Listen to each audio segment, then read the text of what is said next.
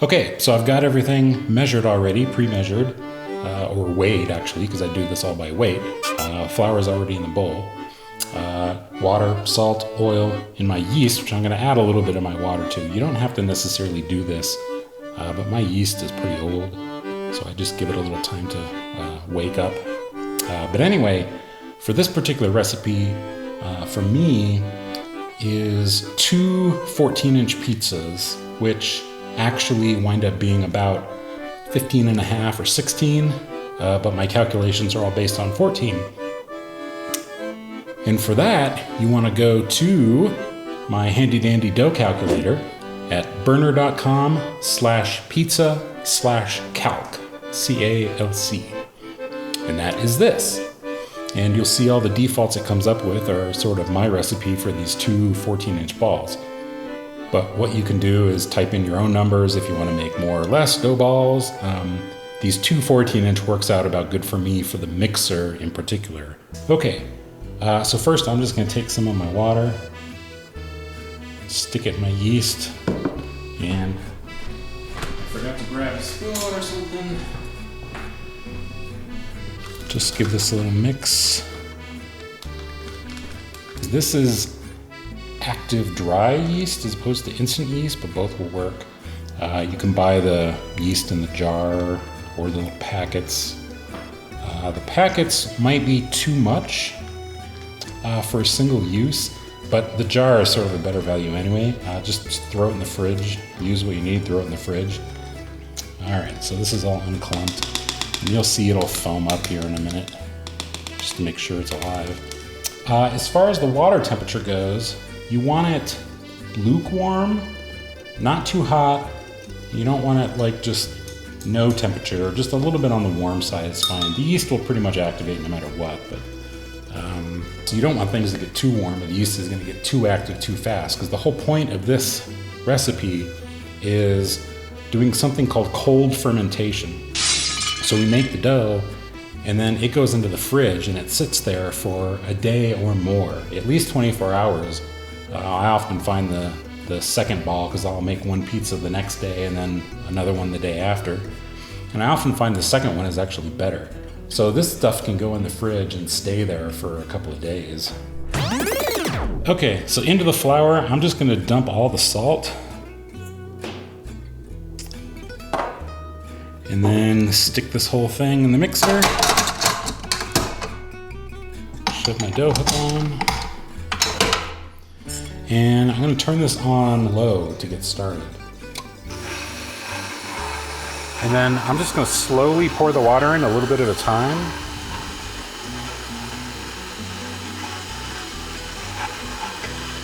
And kind of let it come together a little bit.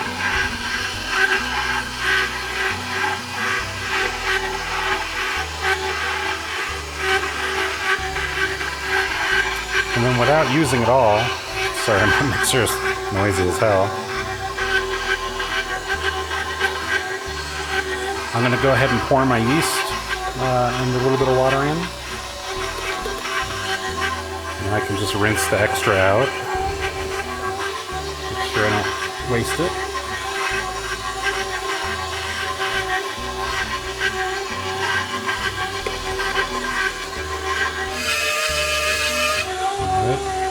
Hopefully you can see in there, it's kind of coming together a little bit.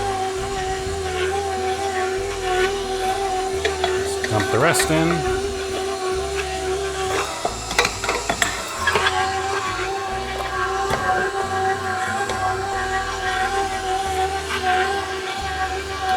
And then once pretty much all of the loose flour is picked up by the dough ball, I'll then put the oil in.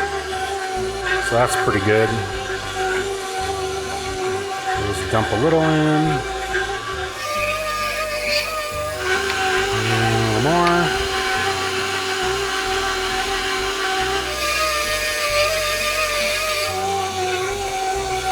And the rest.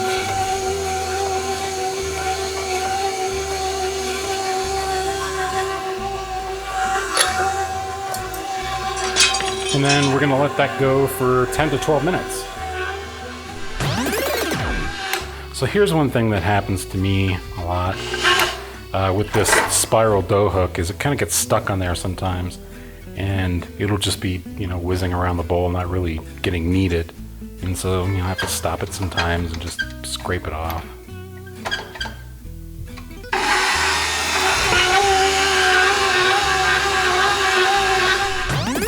Okay, so my dough's done mixing. I've got it off to the side here. I'll show it to you in a second. But first, I'm going to take a couple pieces of parchment parchment paper, and I've got just a little dish of a little bit of olive oil here with a brush. And I'm just going to get these ready just by smearing a little olive oil on them so the dough doesn't stick to them completely. Just makes them come off a little easier.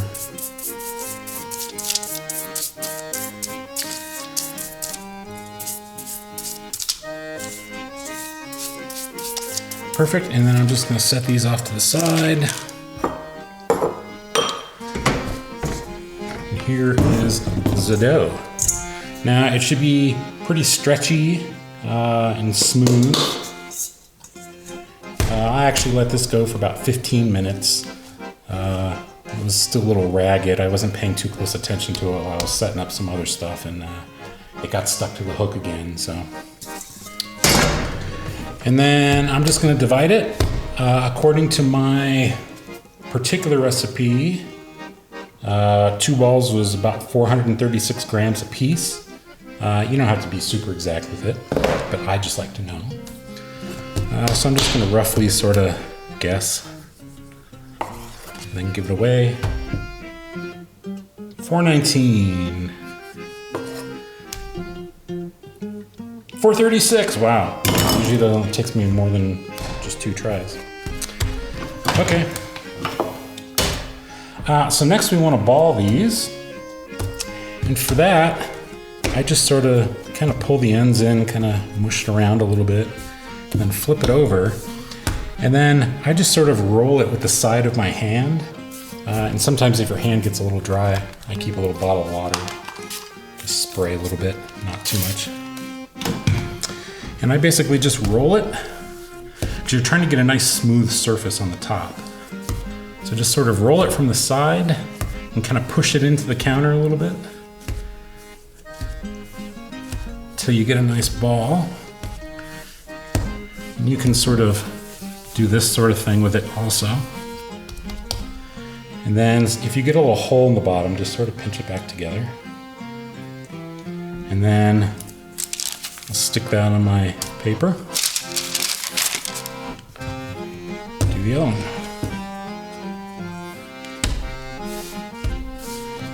And I'll get it wet.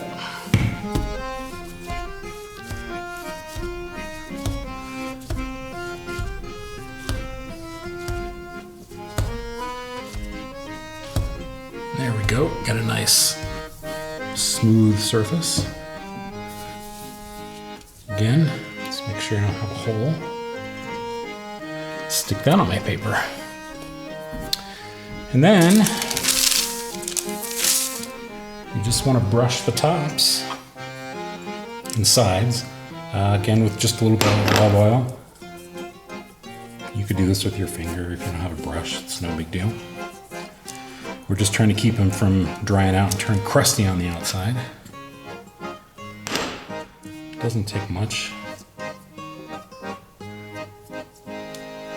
Here we go. Oops. And then I just use these big round Glad containers. Let's see.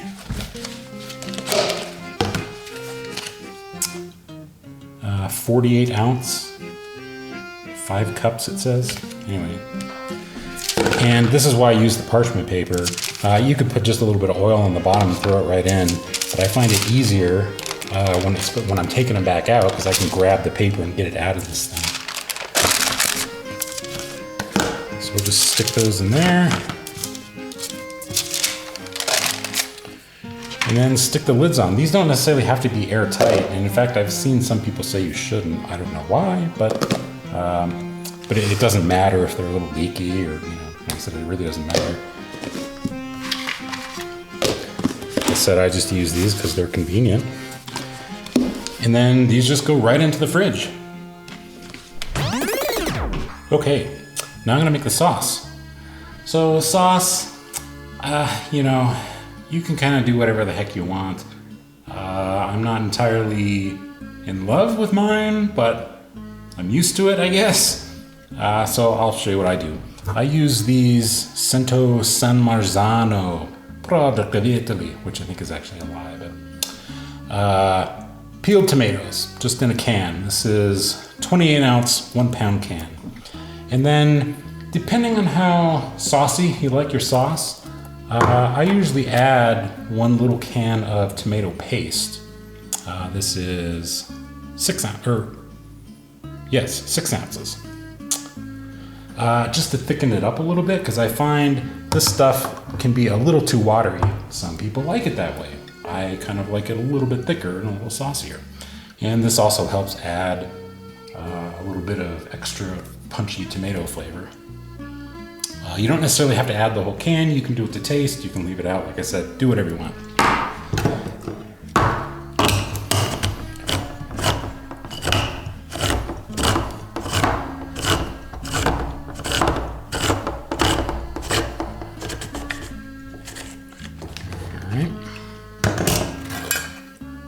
I'm just gonna stick these in my Pyrex bowl.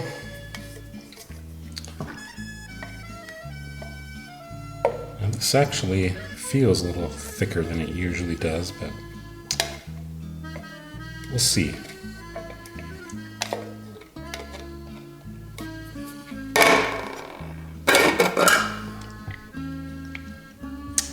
I forgot. I gotta get my hand blender.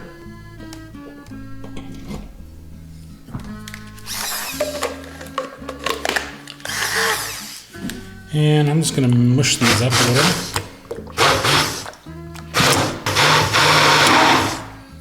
Yeah, so you can see how, how wet it is. And like I said, that's perfectly acceptable. It just depends on what you like. Pizzeria Locale, theirs is probably this consistency. And they make pretty good pizza. But I'm gonna add some paste. Come on.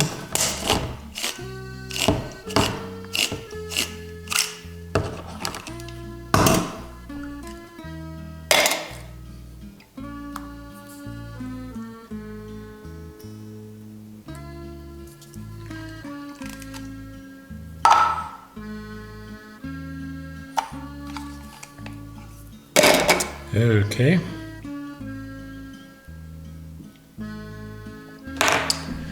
Now, I gotta clean my dirty finger. And now I'm just gonna mix this in.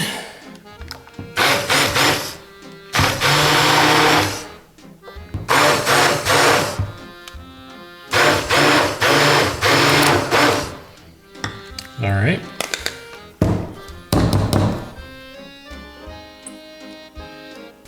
So now you can just see it's a little thicker, it sticks to the spoon. All right, that's how I like it. All right, what else? I'm gonna add just a little bit of olive oil. I'm gonna do a teaspoon of garlic powder.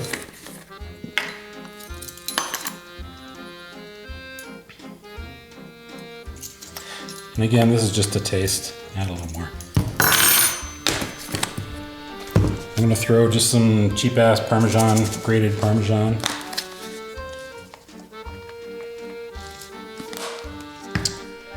A couple shakes of oregano.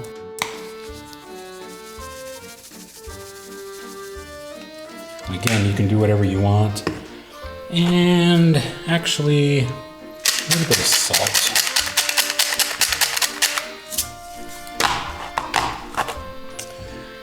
Mix.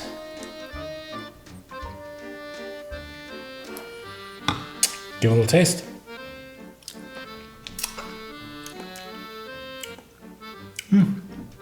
Beautiful. I'm just going to saran wrap over the top of this. Why not? And then into the fridge it goes. 24. No, everybody uses that. So it's tomorrow, and let's make some pizza. So I got my dough here. You can see it's blown up a little bit. and that's just been in the fridge overnight. And you want to take this out, it depends on how warm your house is, about an hour at least before you're ready to make pizza, because you don't want to use this completely cold right out of the fridge, because it's going to be really hard to spread and it's just not going to turn out as well. So this has been sitting on the counter for like an hour and maybe a little less. I also had it on top of my oven, which has been preheating for about 40 minutes, 45 minutes. But the pizza stone should be nice and hot. I got my screen out here, which we'll build on top of in a moment. But first, let's get this guy up. So this is where the paper comes in handy, because I can grab the little corner here, pull it right out. I'm just gonna stick a little flour over the top. Pull this out. Got a big air bubble here. Just flip that upside down. Peels right off the parchment paper. Stick some flour on the bottom. And I'm just gonna flip it over and just pat it out. You're gonna get a bunch of air bubbles.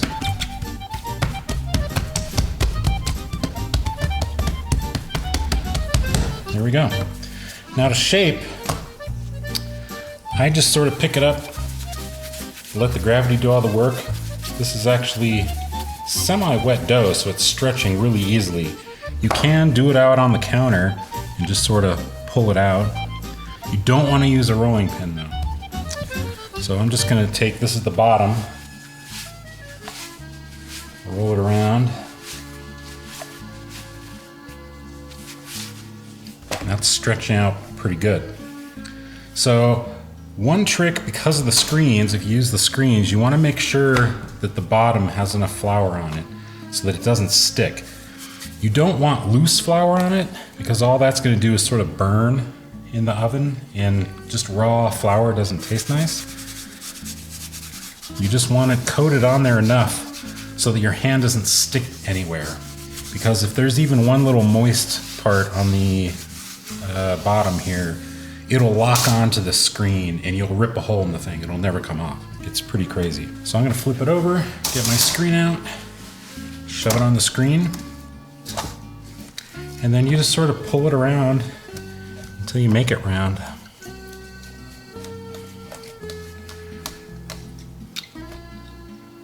Something like that. And I just kind of, again, roll my hands, my fingers under the edge, make sure it's not sticking anywhere. There you go. Get some sauce on there.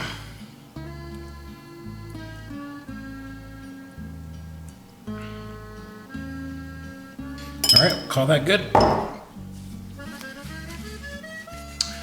And then now I'm just gonna run my fingers once more, make sure it didn't stick. I don't have any cheese under here, it's gonna glue itself on. And then this whole thing goes in the oven right on top of the pizza stone with the screen. And then after a couple of minutes, just as soon as it starts to firm up and cook a little, I'll take it out from underneath and I'll show you that. Okay, so this has only been in here for just a minute. I'm at the oven and I got a spatula and just a pair of tongs. And I'm just going to lift up the edge of the pizza and sort of grab the screen out from underneath so it can finish cooking directly on the stone. So you'll see here, hopefully, just grab that, spin it around a little, and just shimmy that right out onto the stone. And then that's gonna continue cooking for, it doesn't take long, 5-6 minutes sometimes. Okay, this has been in here for just, I don't know, 3 or 4 minutes actually. About time it took me to kind of clean up the counter from the mess I made. Ooh, looking lovely. I'm gonna let it go just a minute longer. So I've got a pizza pan all ready to go here. All right, so I'm just gonna slip this underneath the edge. Shove it in. Ta-da!